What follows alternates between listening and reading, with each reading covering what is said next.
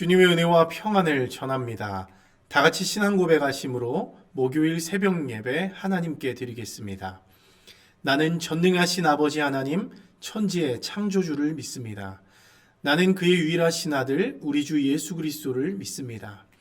그는 성령으로 잉태되어 동정녀 마리아에게서 나시고 본디오 빌라도에게 고난을 받아 십자가에 못 박혀 죽으시고 장사된 지 사흘 만에 죽은 자 가운데에서 다시 살아나셨으며 하늘에 오르시어 전능하신 아버지 하나님 우편에 앉아 계시다가 거기로부터 살아있는 자와 죽은 자를 심판하러 오십니다.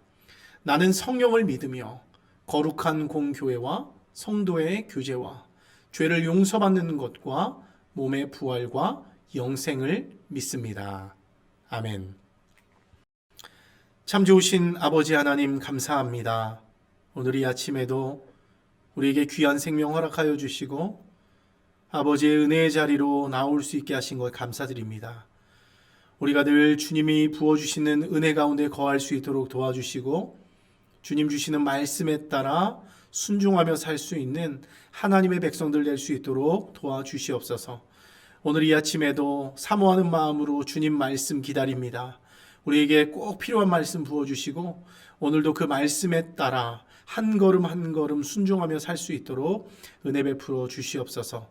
오늘도 여러 가지 기도의 제목 가지고 나온 믿음의 백성들이 있습니다. 기도할 때 귀 기울여 주시고 하나하나 응답하셔서 하나님의 살아계심을 경험하고 간증할 수 있는 하나님의 사람들 되게 하옵소서.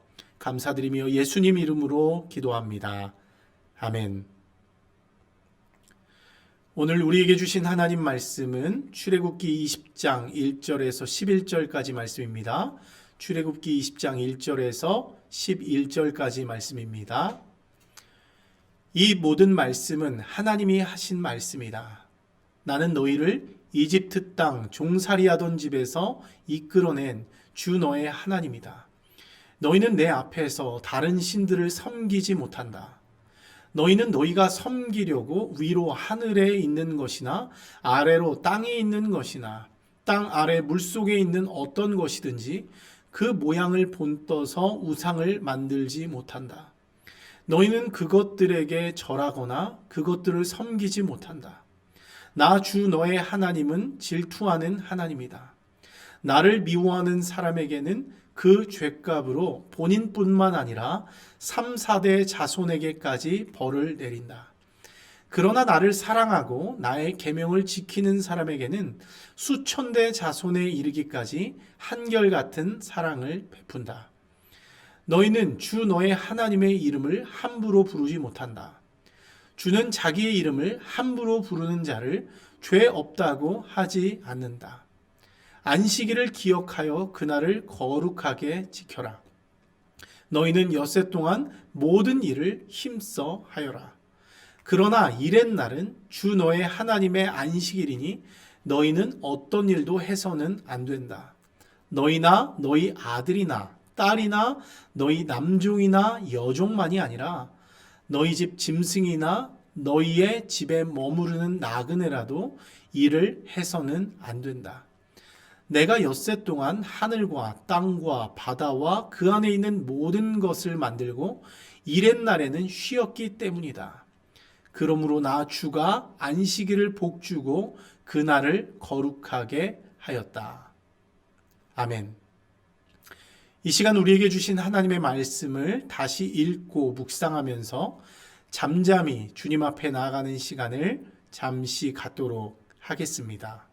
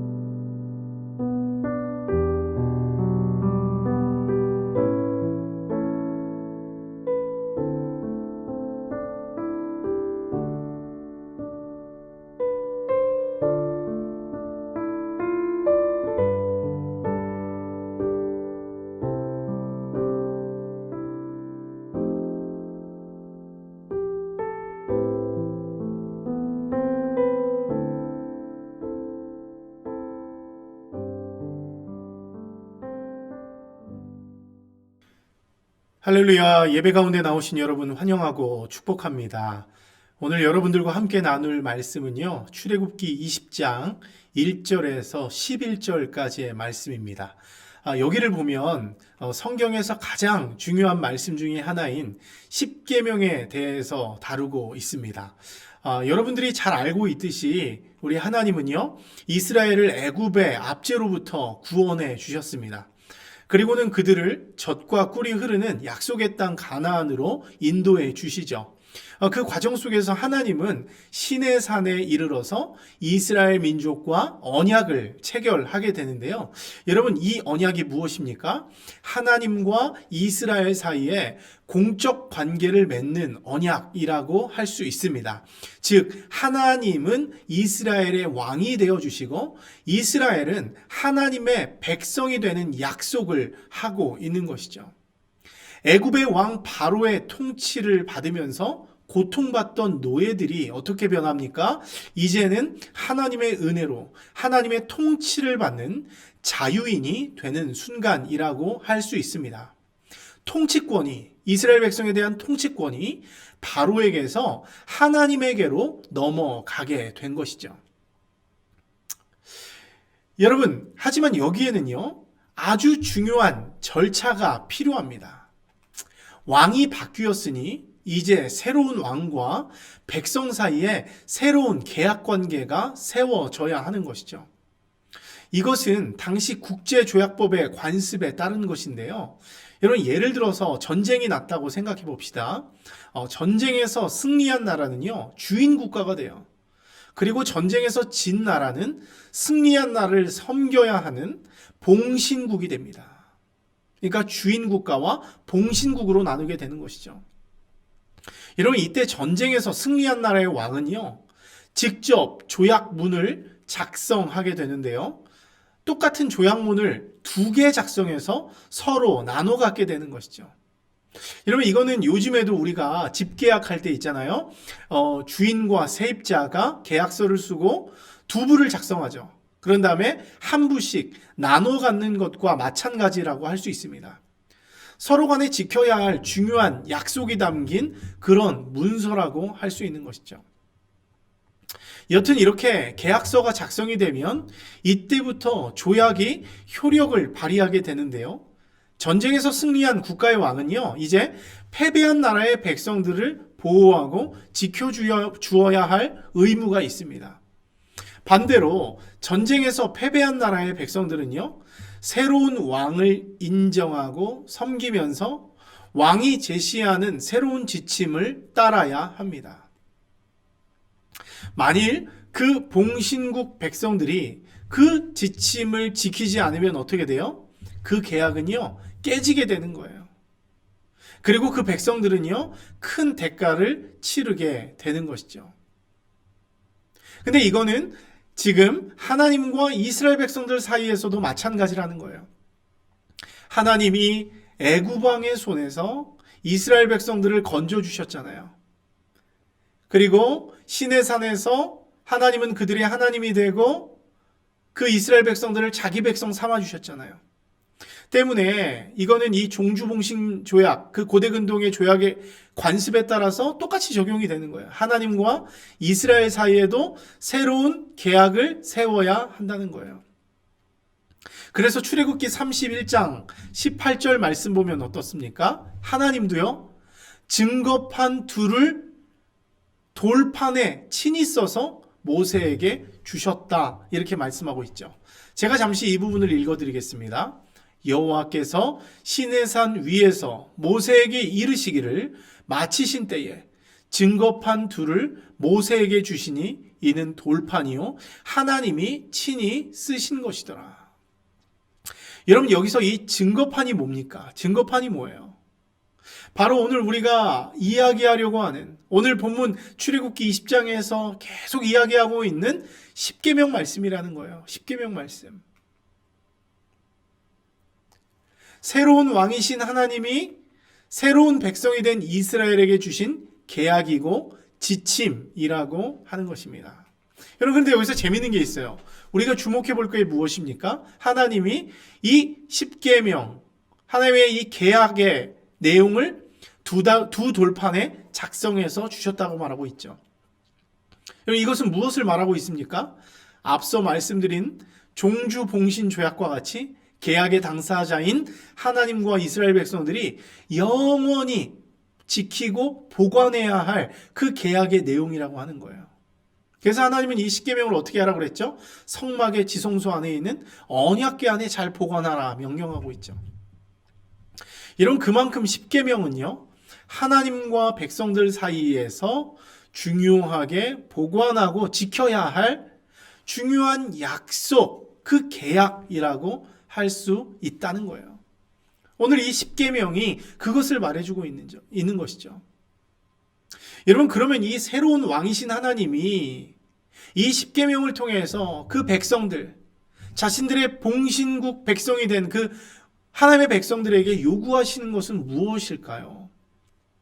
그 법의 핵심을 알아야 하나님의 백성들이 하나님의 뜻대로 잘 살아갈 수 있지 않겠습니까? 여러분, 그래서 저는 오늘 이 십계명의 내용이 이 출애굽기 20장에 쭉 나와 있는데 그 본문의 그 세부적인 내용, 그 한 절 한 절, 1계명, 2계명, 3계명 이거를 세부적으로 살펴보기보다는요, 보다 좀 큰 관점에서 하나님이 우리에게 십계명을 왜 주셨는가? 십계명이 어떤 의미가 있나? 하나님이 이 자기 백성들에게 원하시는 그 핵심이 무엇인가? 그거 한 가지 오늘 여러분들과 살펴보고 마무리하려고 합니다. 근데 아마 여러분들께서도 이 내용들을 아마 잘 알고 계실 거라고 생각이 들어요. 많이 들어보셨을 것입니다. 여러분, 유대교 전통에 따르면요, 모세 오경에는요, 모두 613가지의 율법이 있다고 합니다. 근데 그 613가지의 율법을 요약한 것이 무엇이냐? 바로 십계명이라는 거예요. 물론 이 613가지의 그 법에도 하위 법들도 많이 있습니다. 수천 가지의 법들이 있을 수 있죠. 근데 그것을 요약해 보니까 613가지의 율법인데요. 이 613가지의 율법을 또 요약해 보니까 바로 십계명이었다는 것이에요. 십계명. 근데 여러분, 이 십계명을요, 또 두 가지 계명으로 요약할 수 있습니다. 십계명을 두 가지 계명으로 요약할 수 있다. 그것이 무엇입니까? 여러분들이 너무 잘 아는 대로 하나님 사랑, 이웃 사랑이라는 거예요. 하나님 사랑, 이웃 사랑, 이렇게 십계명을 요약할 수 있는 것이죠. 여러분, 실제로 십계명을 한번 보십시오. 먼저 1계명부터 4계명 어떻습니까? 나 이외에 다른 신들을 내게 두지 말라, 우상을 섬기지 말라, 여호와의 이름을 망령되게 부르지 말라, 안식일을 거룩하게 지키라. 뭐예요? 모두 하나님에 대한 의무 개념, 의무 계명이라는 의무 계명. 하나님과 우리와의 관계를 말하고 있는데, 이거는 또 뭘 어떻게 요약하고 있냐면 결국은 하나님을 사랑하라는 말로 요약될 수 있다는 거예요. 1계명부터 4계명까지는 하나님을 사랑하라. 또 여러분, 5계명부터 10계명까지를 한번 보세요. 어떤 내용이 나와요? 내 부모를 공경하라, 살인하지 말라, 간음하지 말라, 도둑질하지 말라, 내 이웃에 대하여 거짓 증거하지 말라, 내 이웃의 재물을 탐내지 말라. 이런 무엇을 말하고 있는 것이죠? 이건요, 6계명부터 10계명까지는 모두 하나님에 대한 의무 계명을 말하고 있는 거예요. 하나님에 대한 사람에 대한 의무 계명입니다. 사람에 대한 의무 계명. 그러니까 요약하면 뭐예요? 내 이웃을 내 몸과 같이 사랑하라. 내 이웃을 사랑하라는 말로 요약될 수 있는 것이죠. 여러분, 이거는요, 예수님도 증명해주고 있는 말씀이에요. 어디서요? 한 율법사와의 대화에서 증명하고 있는 것이죠. 마태복음 22장 35절 이하를 보면 한 율법사가 예수님을 시험하기 위해 질문 하나를 던지죠. 그 질문이 뭐였습니까? 구약 율법 중에서 어느 계명이 가장 크고 중요하냐, 이런 질문이에요.